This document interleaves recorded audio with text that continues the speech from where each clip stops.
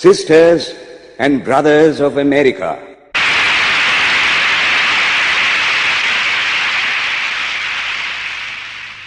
it fills my heart with joy unspeakable to rise in response to the warm and cordial welcome which you have given us. I thank you in the name of the most ancient order of monks in the world. I thank you in the name of the mother of religions. And I thank you in the name of the millions and millions of Hindu people of all classes and sects. My thanks also to some of the speakers on this platform who, referring to the delegates from the Orient, have told you that these men from far-off nations may well claim the honor of bearing to different lands the idea of toleration. I am proud to belong to a religion which has taught the world both tolerance and universal acceptance. We believe not only in universal toleration, but we accept all religions as true. I am proud to belong to a nation which has sheltered the persecuted and the refugees of all religions and all nations of the earth. I am proud to tell you that we have gathered in our bosom the purest remnant of the Israelites who came to southern India and took refuge with us in the very year in which their holy temple was shattered to pieces by Roman tyranny. I am proud to belong to the religion which has sheltered and is still fostering the remnant of the grand Zoroastrian nation. I will quote to you, brethren, a few lines from a hymn which I remember to have repeated from my earliest boyhood, which is every day repeated by millions of human beings. As the different streams, having their sources in different places, all mingle their water in the sea, so, O Lord, the different paths which men take through different tendencies, various though they appear, crooked or straight, all lead to Thee. The present convention, which is one of the most august assemblies ever held, is in itself a vindication, a declaration to the world of the wonderful doctrine preached in the Gita. Whosoever comes to me, through whatsoever form, I reach him. All men are struggling through paths which in the end lead to me. Sectarianism, bigotry, and its horrible descendant, fanaticism, have long possessed this beautiful earth. They have filled the earth with violence, drenched it often and often with human blood, destroyed civilization, and sent whole nations to despair. Had it not been for these horrible demons, human society would be far more advanced than it is now. But their time is come, and I fervently hope that the bell that tolled this morning in honor of this convention may be the death knell of all fanaticism, of all persecutions with the sword or with the pen, and of all uncharitable feelings between persons wending their way to the same goal.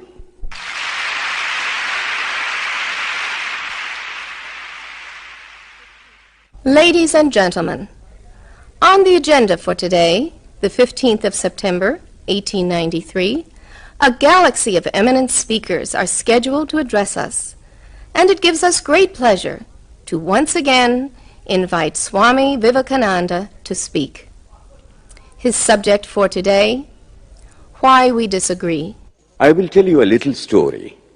You have heard the eloquent speaker who has just finished say, "Let us cease from abusing each other," and he was very sorry that there should be always so much variance. But I think I should tell you a story which would illustrate the cause of this variance. A frog lived in a well. It had lived there for a long time. It was born there and brought up there, and yet was a little small frog. Of course, the evolutionists were not there then to tell us whether the frog lost its eyes or not. But for our story's sake, we must take it for granted that it had its eyes, and that it every day cleansed the water of all the worms and bacilli that lived in it with an energy that would do credit to our modern bacteriologists. In this way, it went on and became a little sleek and fat. Well, one day, another frog that lived in the sea came and fell into the well. Where are you from? I am from the sea. The sea? How big is that? Is it as big as my well? And he took a leap from one side of the well to the other. My friend, said the frog of the sea, how do you compare the sea with your little well? Then the frog took another leap and asked, is your sea so big? What nonsense you speak, to compare the sea with your well. Well then, said the frog of the well, nothing can be bigger than my well. There can be nothing bigger than this. This fellow is a liar, so turn him out. That has been the difficulty all the while. I am a Hindu. I am sitting in my own little well and thinking that the whole world is my little well. The Christian sits in his little well and thinks the whole world is his well. The Mohammedan sits in his little well and thinks that is the whole world. I have to thank you of America for the great attempt you are making to break down the barriers of this little world of ours, and hope that in the future the Lord will help you to accomplish your purpose.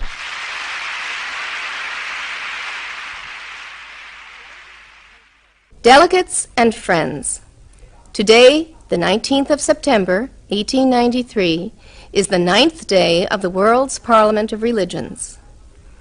We have had the privilege of listening to many distinguished speakers from the world over address us on a variety of subjects.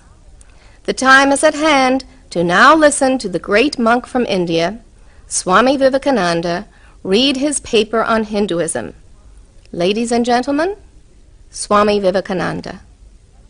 From the high spiritual flights of the Vedanta philosophy, of which the latest discoveries of science seem like echoes, to the low ideas of idolatry with its multifarious mythology, the agnosticism of the Buddhists and the atheism of the Jains, each and all have a place in the Hindu's religion. Where then, the question arises, where is the common center to which all these widely diverging radii converge? Where is the common basis upon which all these seemingly hopeless contradictions rest? And this is the question I shall attempt to answer. The Hindus have received their religion through revelation, the Vedas. They hold that the Vedas are without beginning and without end. It may sound ludicrous to this audience how a book can be without beginning or end. But by the Vedas, no books are meant. They mean the accumulated treasury of spiritual laws discovered by different persons in different times. Just as the law of gravitation existed before its discovery and would exist if all humanity forgot it, so is it with the laws that govern the spiritual world. The moral, ethical and spiritual relations between soul and between individual spirits and the Father of all spirits were there before their discovery and would remain even if we forgot them. The discoverers of these laws are called rishis, and we honor them as perfected beings. I'm glad to tell this audience that some of the very greatest of them were women. Here it may be said that these laws, as laws, may be without end, but they must have had a beginning. The Vedas teach us that creation is without beginning or end. Science is said to have proved that the sum total of cosmic energy is always the same. Then, if there was a time when nothing existed, where was all this manifested energy? Some say it was in a potential form in God. In that case, God is sometimes potential and sometimes kinetic, which would make him mutable. Everything mutable is a compound, and everything compound must undergo that change which is called destruction. So, God would die, which is absurd. Therefore, there never was a time when there was no creation. If I may be allowed to use a simile, creation and creator are two lines without beginning and without end, running parallel to each other. God is the ever-active providence by whose power systems after systems are being evolved out of chaos, made to run for a time and again destroyed. This is what the Brahmin boy repeats every day. The sun and the moon the Lord created like the suns and moons of previous cycles. And this agrees with modern science. Here I stand, and if I shut my eyes and try to conceive my existence, I, what is the idea before me? The idea of a body. Am I then nothing but a combination of material substances? The Vedas declare, no. I am a spirit living in a body. I am not the body. The body will die, but I shall not die. Here am I in this body. It will fall, but I shall go on living. I had also a past. The soul was not created, for creation means a combination, which means a certain future dissolution. If then the soul was created, it must die. Some are born happy, enjoy perfect health with beautiful body, mental vigor, and all wants supplied. Others are born miserable. Some are without hands or feet. Others again are idiots and only drag on a wretched existence. Why, if they are all created, why does a just and merciful God create one happy and another unhappy? Why is he so partial? Nor would it mend matters in the least to hold that those who are miserable in this life will be happy in a future one.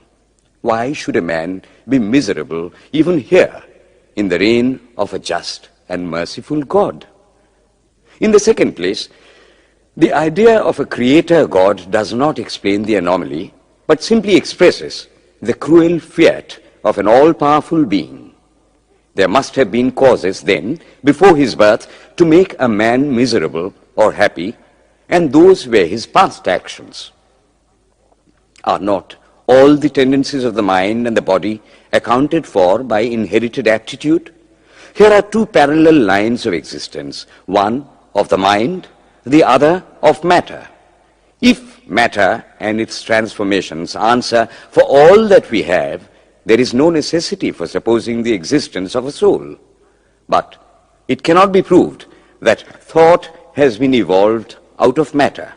And if a philosophical monism is inevitable, spiritual monism is certainly logical and no less desirable than a materialistic monism. But neither of these is necessary here. We cannot deny that bodies acquire certain tendencies from heredity, but those tendencies only mean the physical configuration through which a peculiar mind alone can act in a peculiar way.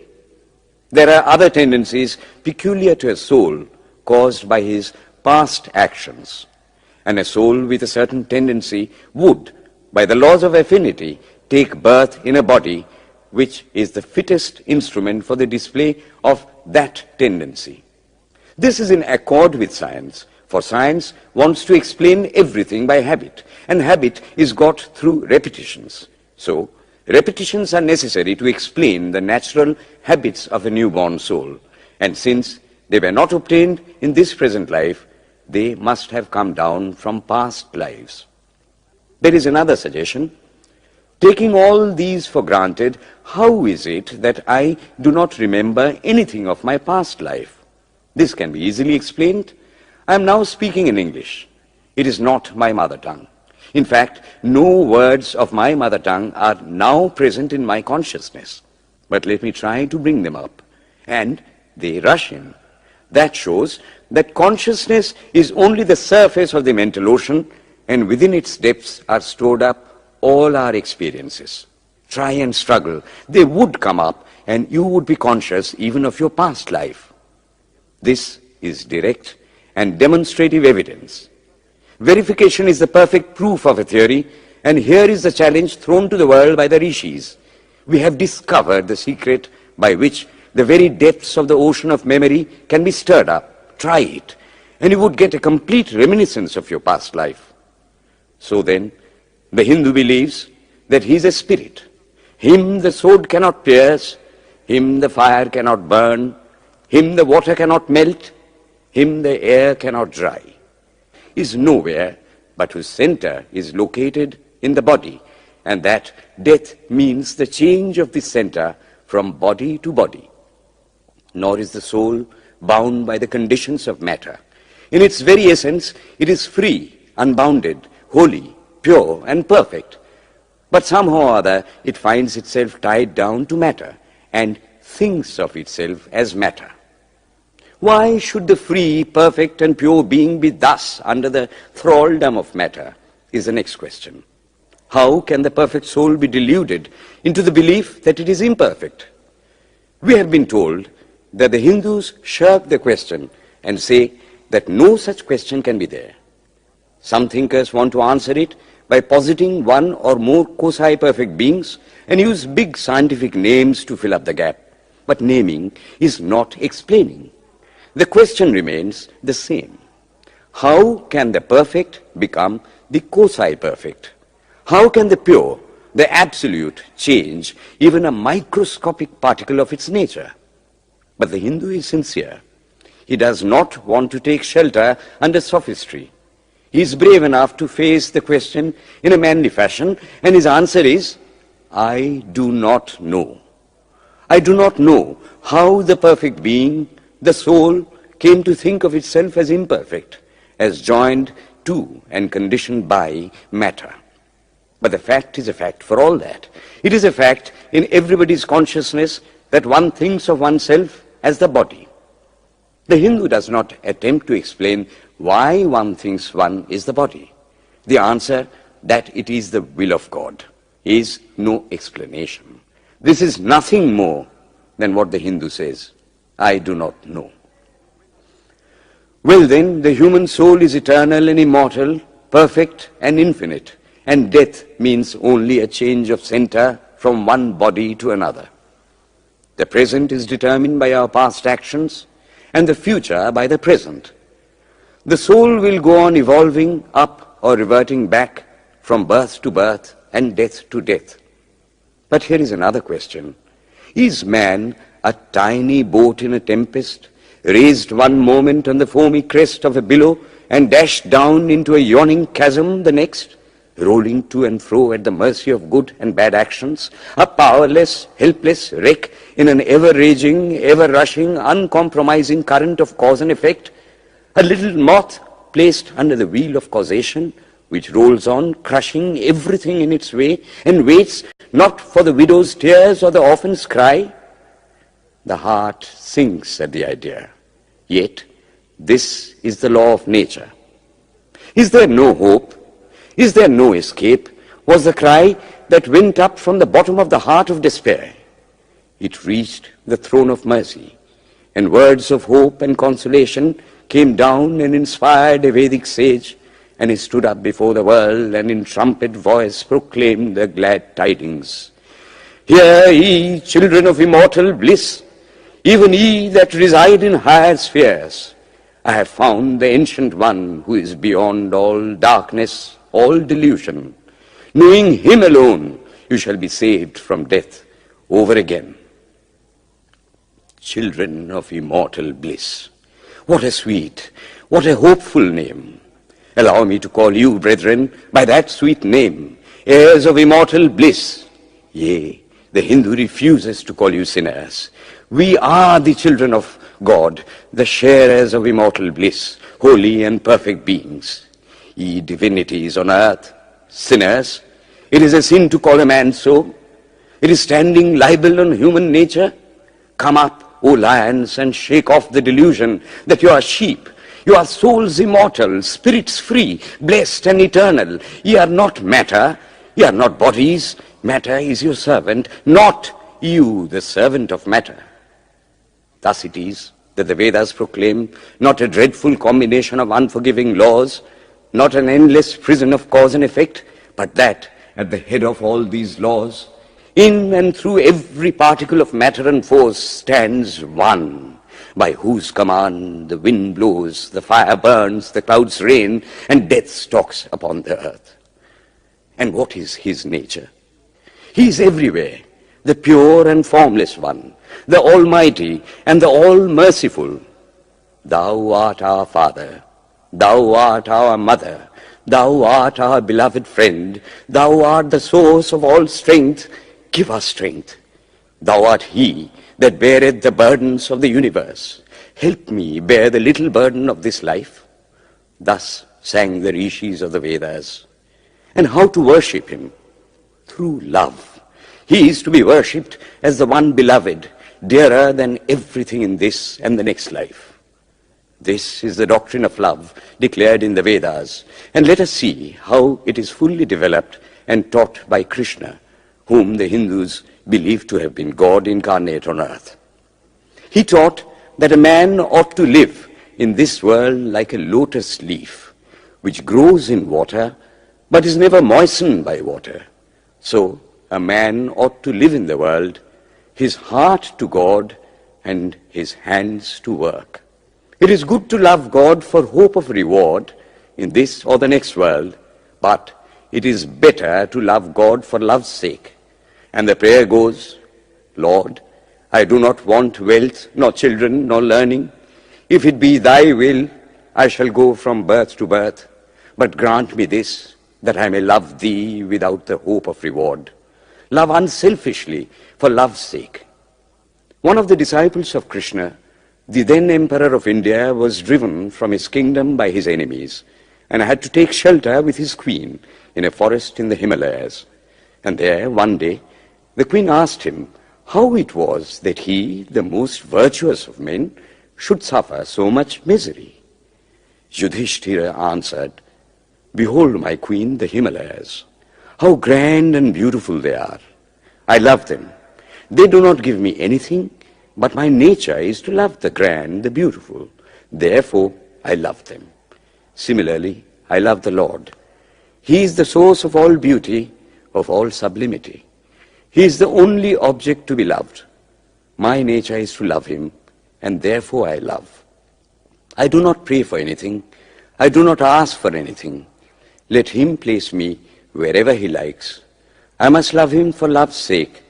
I cannot trade in love.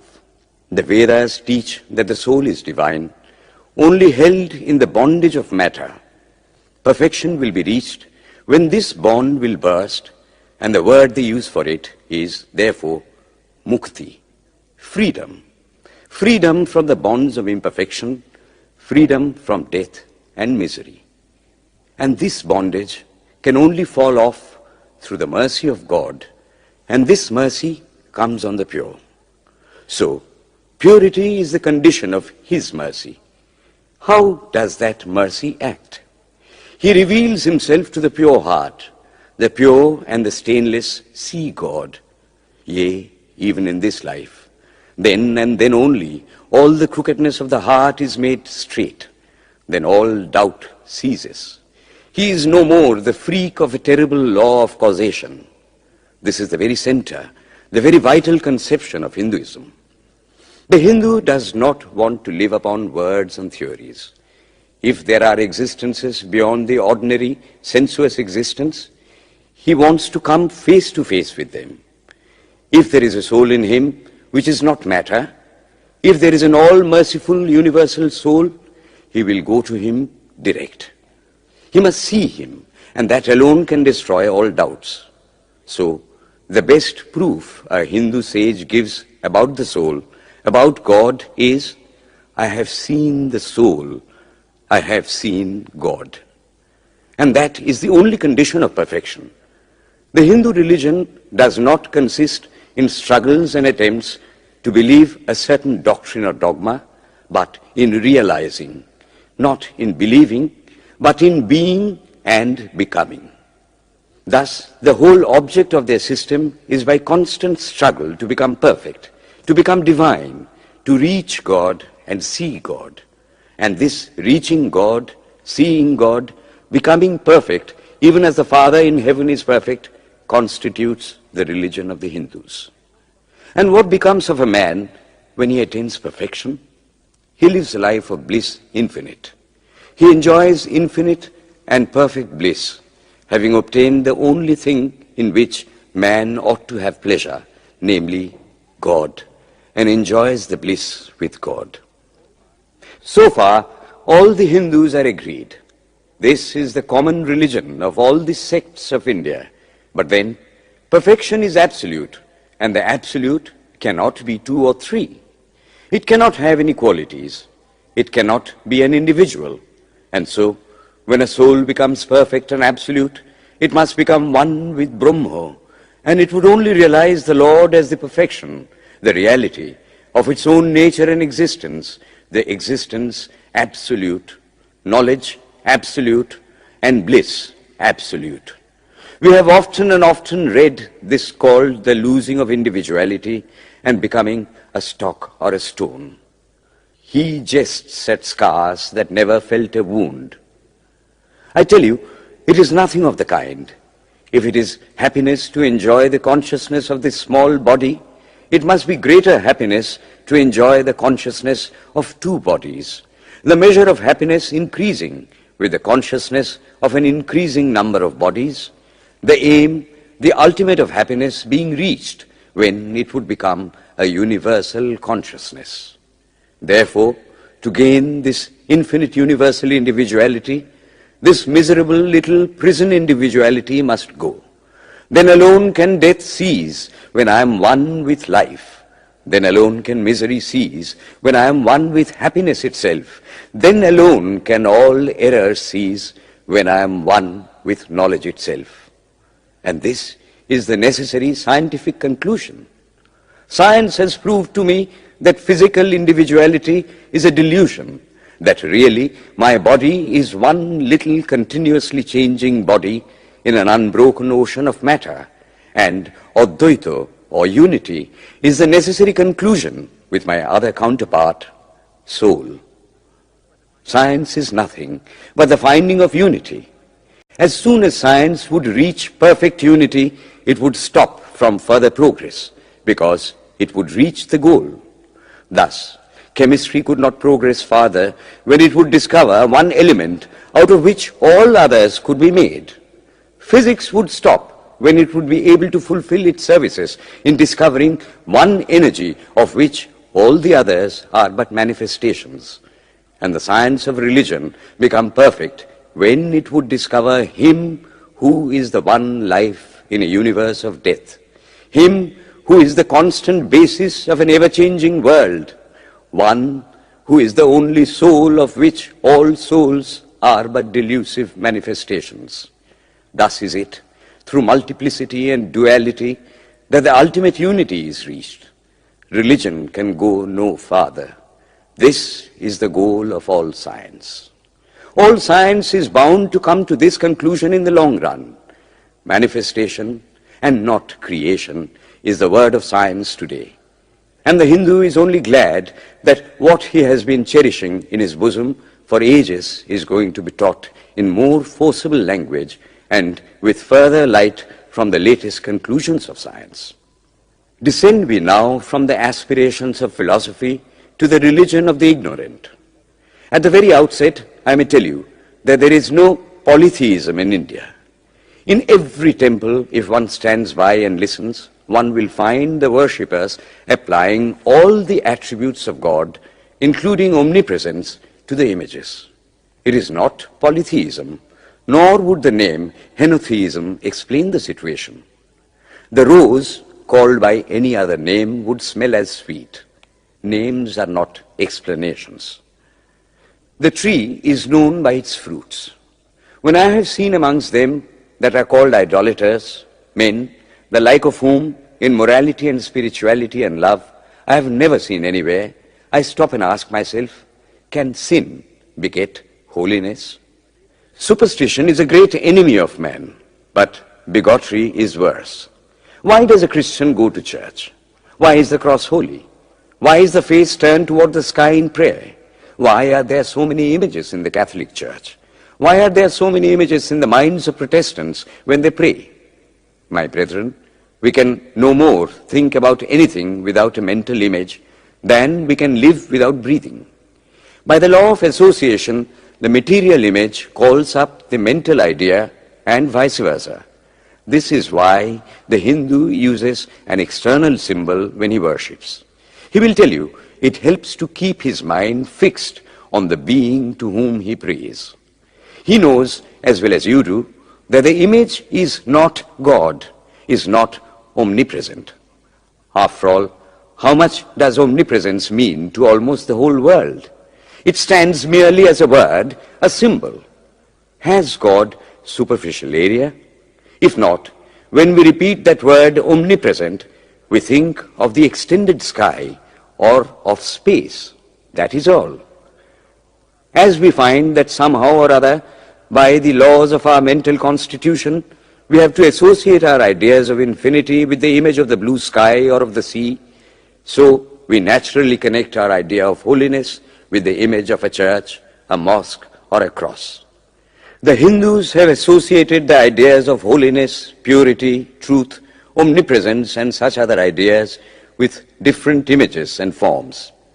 But with this difference, that while some people devote their whole lives to their idol of a church and never rise higher, because with them religion means an intellectual assent to certain doctrines and doing good to their fellows, the whole religion of the Hindu is centered in realization. Man is to become divine by realizing the divine. Idols or temples or churches or books are only the supports, the helps of his spiritual childhood, but on and on he must progress. He must not stop anywhere. External worship, material worship, say the scriptures, is the lowest stage. Struggling to rise high, mental prayer is the next stage. But the highest stage is when the Lord has been realized. Mark, the same earnest man who is kneeling before the idol tells you, him the sun cannot express, nor the moon, nor the stars, the lightning cannot express him, nor what we speak of as fire. Through him they shine. But he does not abuse anyone's idol or call its worship sin. He recognizes in it a necessary stage of life. The child is father of the man. Would it be right for an old man to say that childhood is a sin or youth is a sin? If a man can realize his divine nature with the help of an image, would it be right to call that a sin? Nor, even when he has passed that stage, should he call it an error. To the Hindu, man is not traveling from error to truth, but from truth to truth, from lower to higher truth. To him, all the religions, from the lowest fetishism to the highest absolutism, mean so many attempts of the human soul to grasp and realize the infinite, each determined by the conditions of its birth and association, and each of these marks a stage of progress. And every soul is a young eagle soaring higher and higher, gathering more and more strength till it reaches the glorious sun. Unity in variety is the plan of nature, and the Hindu has recognized it. Every other religion lays down certain fixed dogmas and tries to force society to adopt them. It places before society only one coat which must fit Jack and John and Henry all alike. If it does not fit John or Henry, he must go without a coat to cover his body. The Hindus have discovered that the absolute can only be realized or thought of or stated through the relative, and the images, crosses and crescents are simply so many symbols, so many pegs to hang spiritual ideas on. It is not that this help is necessary for everyone, but those that do not need it have no right to say that it is wrong, nor is it compulsory in Hinduism. One thing I must tell you, idolatry in India does not mean anything horrible. It is not the mother of harlots. On the other hand, it is the attempt of undeveloped minds to grasp high spiritual truths. The Hindus have their faults, they sometimes have their exceptions, but mark this, they are always for punishing their own bodies and never for cutting the throats of their neighbors. If the Hindu fanatic burns himself on the pyre, he never lights the fire of inquisition. And even this cannot be laid at the door of his religion any more than the burning of witches can be laid at the door of Christianity. To the Hindu, then, the whole world of religions is only a traveling, a coming up of different men and women through various conditions and circumstances to the same goal. Every religion is only evolving a God out of the material man, and the same God is the inspirer of all of them. Why then are there so many contradictions? They are only apparent, says the Hindu. The contradictions come from the same truth adapting itself to the varying circumstances of different natures. It is the same light coming through glasses of different colors, and these little variations are necessary for purposes of adaptation. But in the heart of everything, the same truth reigns. The Lord has declared to the Hindu in his incarnation as Krishna, I am in every religion as a thread through a string of pearls. Wherever thou seest extraordinary holiness and extraordinary power raising and purifying humanity, know thou that I am there. And what has been the result? I challenge the world to find throughout the whole system of Sanskrit philosophy any such expression as that the Hindu alone will be saved and not others. Says Vyasa, we find perfect men even beyond the pale of our caste and creed. One thing more, how then can the Hindu, whose whole fabric of thought centers in God, believe in Buddhism, which is agnostic, or in Jainism, which is atheistic? The Buddhists or the Jains do not depend upon God, but the whole force of their religion is directed to the great central truth in every religion, to evolve a God out of man. They have not seen the Father, but they have seen the Son, and he that hath seen the Son hath seen the Father also. This, brethren, is a short sketch of the religious ideas of the Hindus. The Hindu may have failed to carry out all his plans, but if there is ever to be a universal religion, it must be one which will have no location in place or time, which will be infinite like the God it will preach, and whose sun will shine upon the followers of Krishna and of Christ, on saints and sinners alike, which will not be Brahminic or Buddhistic, Christian or Mohammedan, but the sum total of all these, and still have infinite space for development, which in its Catholicity will embrace in infinite arms and find a place for every human being from the lowest groveling savage, not far removed from the brute, to the highest man towering by the virtues of his head and heart almost above humanity, making society stand in awe of him and doubt his human nature. It will be a religion which will have no place for persecution or intolerance in its polity, which will recognize divinity in every man and woman, and whose whole scope, whose whole force will be centered in aiding humanity to realize its own true divine nature.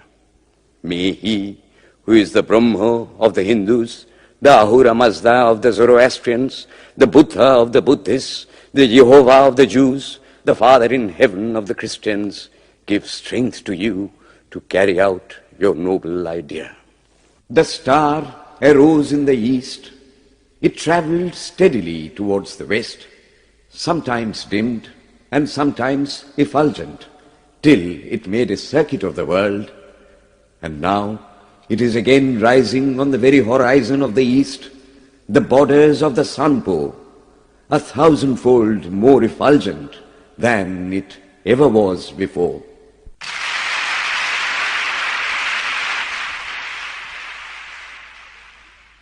Today, the 26th of September, 1893, is the penultimate day of this Parliament of Religions at Chicago.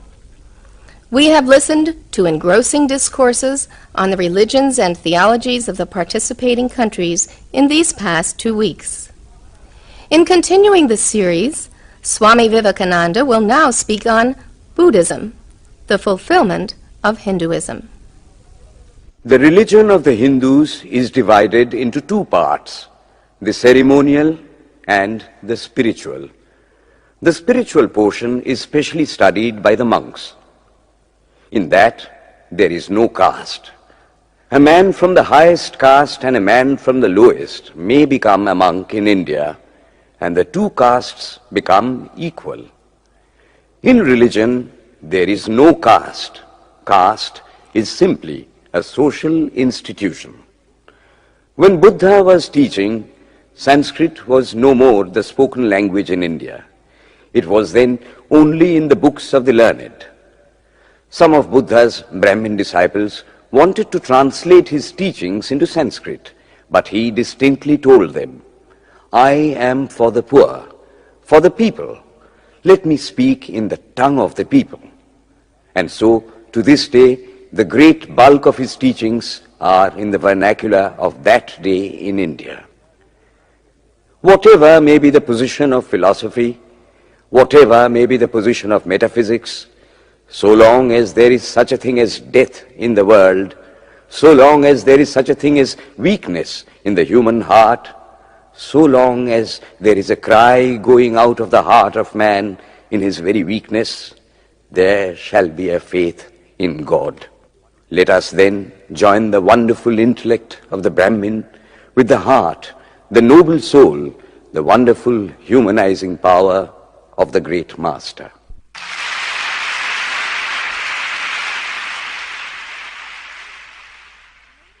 Ladies and gentlemen, in a short while from now, the World's Parliament of Religions at Chicago will come to a close. And this day, the 27th of September, 1893, will go down in history as a landmark for more reasons than one. It is in the fitness of things that we now call upon Swami Vivekananda from India to address this final session. The world's parliament of religions has become an accomplished fact, and the merciful Father has helped those who labored to bring it into existence and crown with success their most unselfish labor. My thanks to those noble souls whose large hearts and love of truth first dreamt this wonderful dream and then realized it. My thanks to the shower of liberal sentiments that has overflowed this platform. My thanks to this enlightened audience for their uniform kindness to me and for their appreciation of every thought that tends to smooth the friction of religions. A few jarring notes were heard from time to time in this harmony. My special thanks to them, for they have, by their striking contrast, made the general harmony the sweeter. Much has been said of the common ground of religious unity. I am not going just now to venture my own theory, but if anyone here hopes that this unity will come by the triumph of any one of the religions and the destruction of the others, to him I say, brother, yours is an impossible hope. Do I wish that the Christian would become Hindu? God forbid. Do I wish that the Hindu or Buddhist would become Christian? God forbid. The seed is put in the ground, and earth and air and water are placed around it. Does the seed become the earth or the air or the water? No. It becomes a plant. It develops after the law of its own growth, assimilates the air, the earth, and the water, converts them into plant substance, and grows into a plant. Similar is the case with religion. The Christian is not to become a Hindu or a Buddhist, nor a Hindu or a Buddhist to become a Christian, but each must assimilate the spirit of the others and yet preserve his individuality and grow according to his own law of growth. If the Parliament of Religions has shown anything to the world, it is this. It has proved to the world that holiness, purity, and charity are not the exclusive possessions of any church in the world, and that every system has produced men and women of the most exalted character. In the face of this evidence, if anybody dreams of the exclusive survival of his own religion and the destruction of others, I pity him from the bottom of my heart and point out to him that upon the banner of every religion will soon be written, in spite of resistance, help and not fight, assimilation and not destruction, harmony and peace and not dissension.